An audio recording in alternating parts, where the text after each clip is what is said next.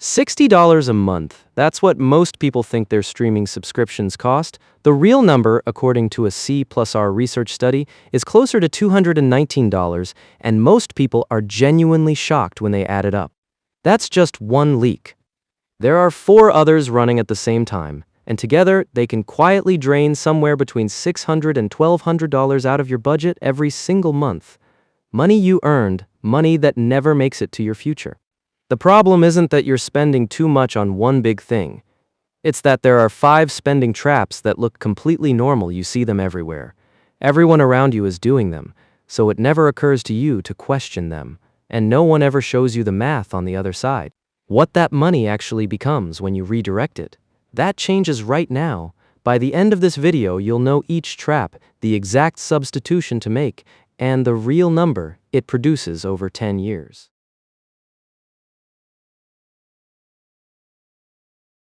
Here's what the trap looks like.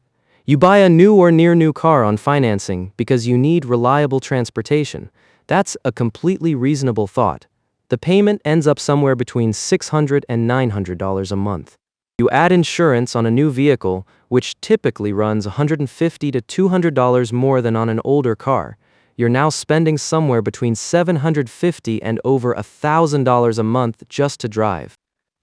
The average American car payment right now sits around $735 a month, according to Experian. That is not a small number. Here's the substitution.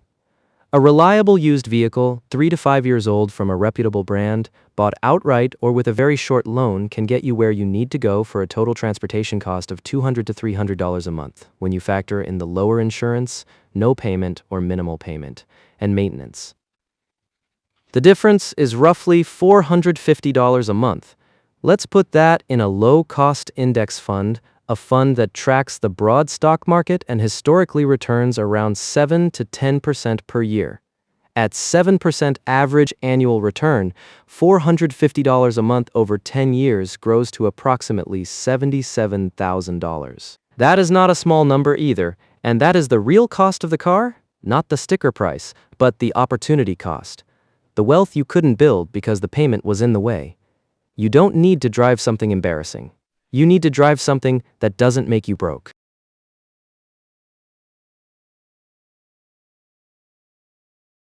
This one is quiet. That's what makes it effective at draining you. Subscription creep is what happens when you sign up for services one by one, over months and years, and never sit down to look at the full picture. A streaming service here.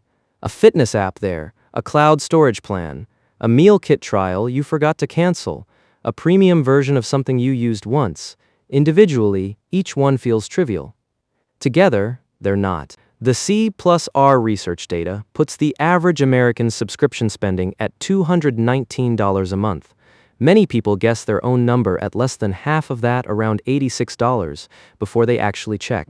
Here's the 15-minute audit. Pull up your bank or credit card statement, go back 3 months, search the word recurring in your transaction history, or just scroll through and mark every charge that repeats.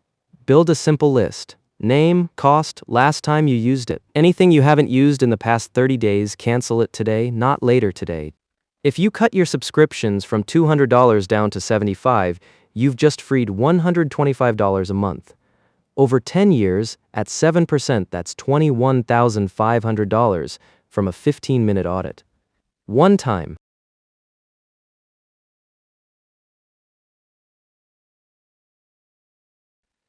This trap is the hardest one to see clearly because it has good branding. The idea that you deserve something nice after a hard week is not wrong. The problem is when that feeling becomes the trigger for a purchase every time automatically, and the purchases start stacking up. This is lifestyle inflation disguised as self-care. You buy the expensive dinner, the new shoes, the upgrade you didn't plan for because you earned it.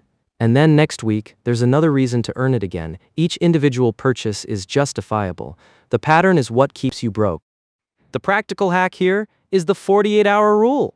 When you feel the urge to buy something that isn't on your list, anything over $50, anything you didn't plan for, you wait 48 hours before you buy it. You put it in a note on your phone. You come back to it 2 days later.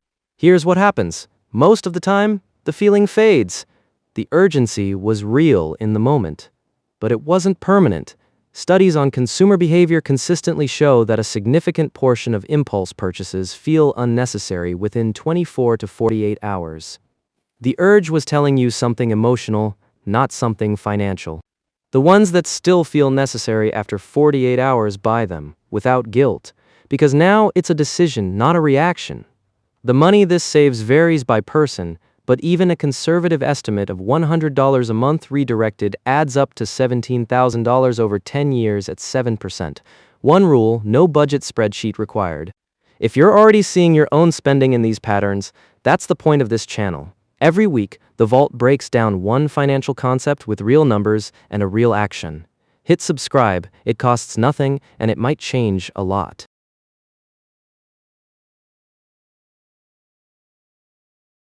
Buy Now, Pay Later was designed to feel harmless.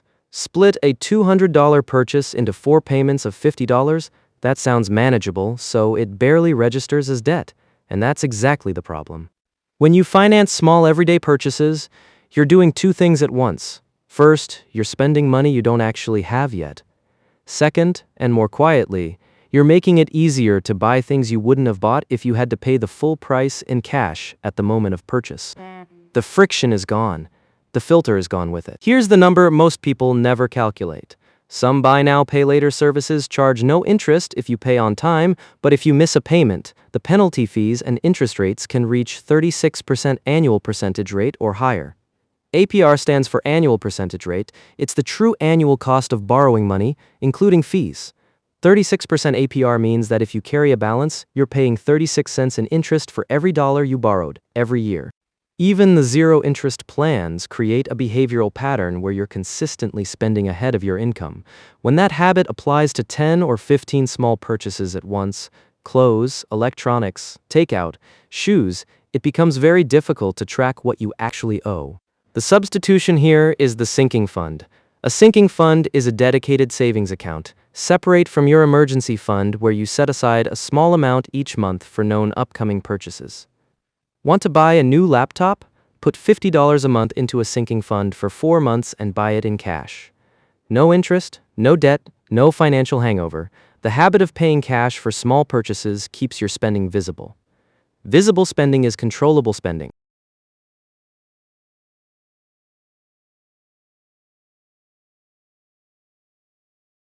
The latest phone, the brand name version of something that has a perfectly good generic. The clothing haul that fills a closet that was already full. These purchases have something in common. They are all things that start losing value the moment you buy them, and they are often bought partly for how they look to other people. This is not a lecture about materialism. It's a math problem. The reframe that changes this decision-making is called cost per use. Take the total price of an item and divide it by the number of times you will realistically use it. A $300 pair of shoes you wear twice a year costs you $150 per use. A $90 pair you wear 100 times costs 90 cents per use. The cheaper item delivered 5 times the value. Run this calculation before any discretionary purchase over $100. It makes the decision logical instead of emotional. On the phone specifically, the difference between buying the latest flagship and keeping a phone that's 2 years old and fully functional is often $800 to $1,200, stretched over a 2-year upgrade cycle. That's $400 to $600 a year. At 7% over 10 years, $400 a month redirected compounds to roughly $68,000. Nobody upgrading their phone is thinking about $68,000. That's the trap.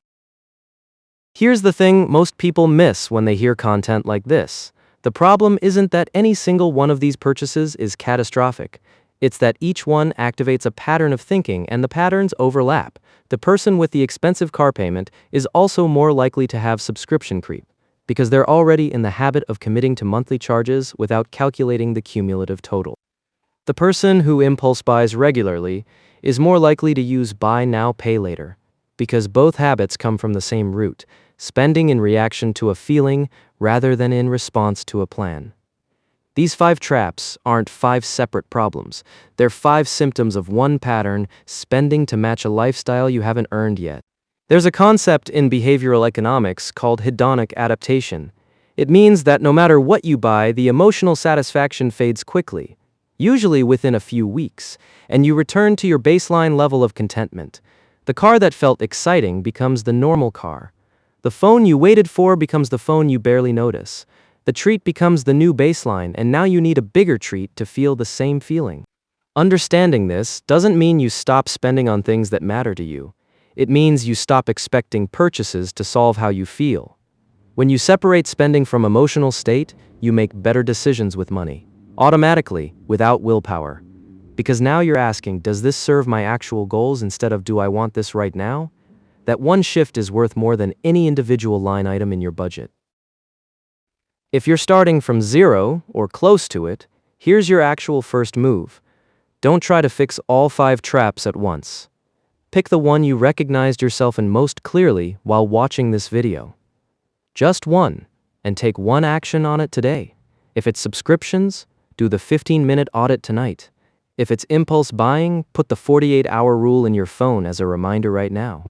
If it's financing, open a free high-yield savings account. A high-yield savings account pays more interest than a standard bank account, usually between 4 and 5% right now, and start a sinking fund for your next planned purchase. You don't need to be financially perfect. You need to be financially directional, moving toward building something, one decision at a time. The math is patient. It compounds quietly while you live your life. But it only works if you stop the leaks first. Here is the one thing to hold on to from this video. Wealth isn't built by one big move. It's protected by 100 small ones. The car you didn't overpay for, the subscription you canceled, the purchase you waited 48 hours on.